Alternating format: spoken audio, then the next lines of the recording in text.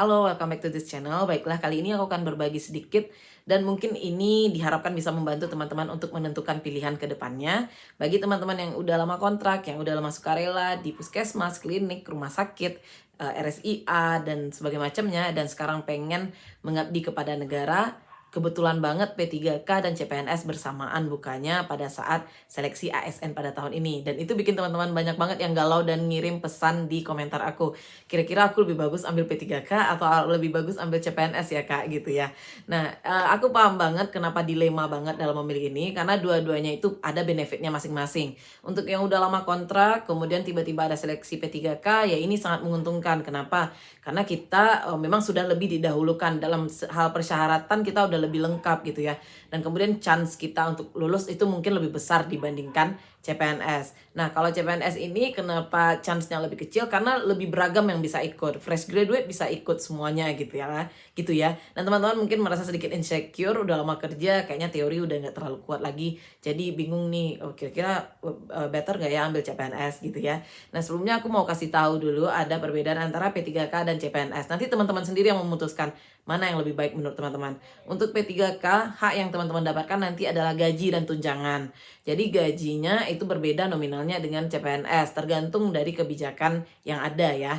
Jadi bisa ditanyakan mungkin ke orang-orang sekitarnya tentang gaji P3K dan gaji PNS gitu. Kemudian dari hal tunjangan, teman-teman juga mendapatkan tunjangan gitu ya. Kalau untuk tunjangan itu tergantung juga daerah mungkin, karena di tempat kami itu belum ya untuk tunjangan kinerja itu mereka belum dapat. Tapi kalau untuk jasa pelayanan, kalau kita di kesehatan kan kita ada jasa pelayanan ya.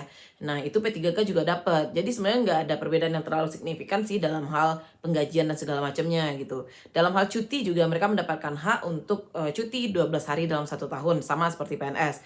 Kemudian perlindungan dari instansi dan negara, kemudian ada pengembangan kompetensi juga. Jadi P3K itu bukan berarti kalau kita P3K kita nggak bisa mengikuti pelatihan segala macam, enggak. Malah itu haknya sama aja dengan PNS. Kalau misalnya kita mumpuni dan segala macam, kita tetap mendapatkan hak kita untuk mengembangkan kompetensi. Nah, kalau PNS apa aja sih haknya gitu ya. Nah, yang pertama itu sama, gaji, tunjangan, kemudian fasilitas negara juga dapat semuanya. Cuti juga 12 hari dalam 1 tahun. Kemudian ada perlindungan dan pengembangan kompetensi sama seperti P3K. Bedanya itu cuma satu, yaitu jaminan pensiun dan jaminan hari tua. Jadi PNS dapat itu, sementara P3K enggak. Jadi P3K ketika udah habis masa jabatannya nanti, ya berarti habis sampai di sana, terhentilah gajinya. Tapi kalau PNS itu masih ada jaminan hari tuanya gitu. Jadi pensiunan lah ya. Nah, di sana mungkin benefitnya untuk PNS. Cuma kalau dari segi seleksi itu cukup berbeda dalam hal administrasi. Seperti yang aku bilang tadi, untuk PNS itu bisa banget fresh graduate ikut. Jadi mungkin pesertanya akan lebih banyak gitu, lebih membludak. Tapi kalau P3K mungkin lebih bisa mengerucut karena memang di sana ada persyaratan-persyaratan seperti pengalaman kerja dan sebagainya macamnya. Nah, mana yang lebih baik? Dua-duanya sama-sama baik. Jujur, ketika aku mungkin berada dalam posisi belum bekerja atau tengah dalam seleksi ASN, aku akan lihat peluang sih sebenarnya. Karena kalau dari benefit sebenarnya itu nggak terlalu jauh berbeda. Bahkan di beberapa tempat itu gaji P3K ada yang lebih tinggi dibandingkan gaji PNS gitu ya. Dan itu bisa banget untuk kita tabung kalau misalnya nanti kita wise enough dalam mengelola money untuk pensiunan. Nah, tapi kalau memang rasa-rasanya kita memang sangat membutuhkan dana pensiun, ya nggak apa-apa, kita mengharapkan untuk kelulusan PNS. Kemudian yang kedua itu dari chance lolos. Kita pasti bisa merasakan kan, maksudnya kita juga tahu kriteria kelolosan gitu.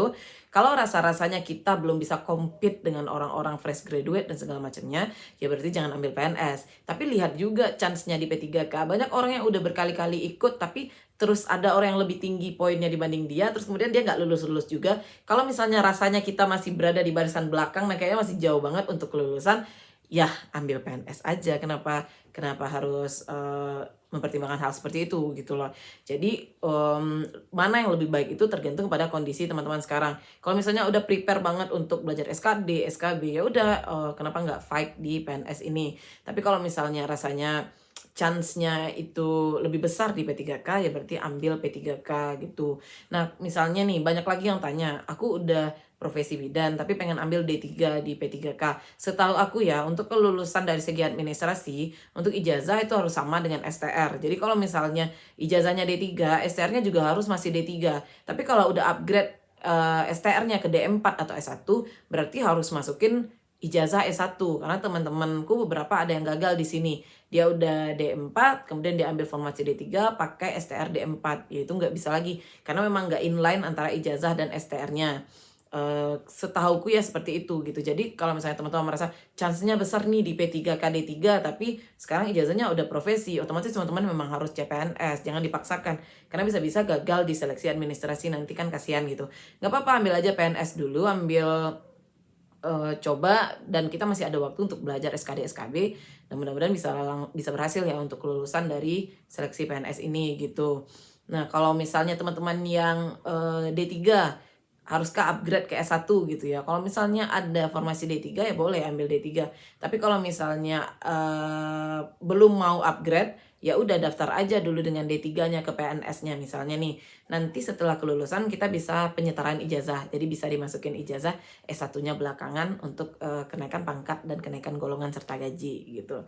Yang nggak boleh itu lagi dalam PNS terus kuliah tanpa sepengetahuan BKPSDM, yaitu nggak bisa untuk di-upgrade dari segi pangkat, golongan, dan gaji.